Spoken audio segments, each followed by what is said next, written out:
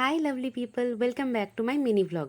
What my family eat in a day, day 6. তো সকাল সকাল মায়ের আজকে কিছু রান্না করতে সেইভাবে ইচ্ছা করছিল না, তো মা ব্রেকফাস্টে একটু ব্রেডটাকে গরম করে নিচ্ছিল। আজকে ব্রেকফাস্টে আছে ব্রেড, তার সাথে চা আর ডিম সেদ্ধ। একদম টিপিক্যাল বাঙালি ব্রেকফাস্ট বলতে পারো তোমরা। দেন বেলার দিকে মা আমাকে বললো যে ঠাকুরকে একটু ফুল দেওয়ার জন্য ফুল তুলে আনতে। তো আমি আমাদের বাগানে যে ফুলগুলো হয়েছিল সেগুলো তুলতে গেলাম।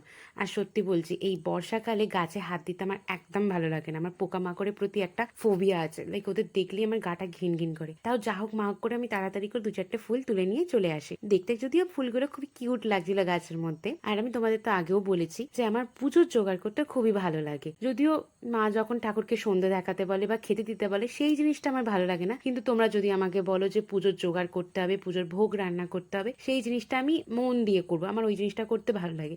জানি না এটা আমার কি স্বভাব, বাট আমি এরকমই। আর আমাদের গাছে এই ডবল টগরটা হয়েছিল, তো একটাই হয়েছিল, তো সেটাই তুলে নিলাম। আর মা আজ দুপুরবেলা রান্না করছিল মাছের কালিয়া।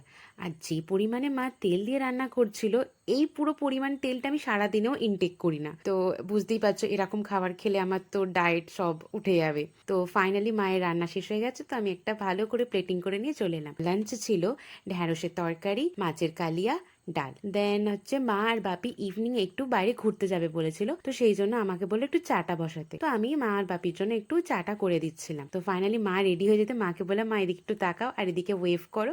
তো মাও রেডি হয়ে হাসতে হাসতে ওয়েভ করছিল। মা কিন্তু সত্যি বলছি ভিডিওতে আসার সময় একটুও লজ্জা পাইনি। আমি ভাবলাম হয়তো আসবেই না। অ্যান্ড বাপি আর মা ফিরে আসার সময় ডিনারে এনেছিল মোগলাই।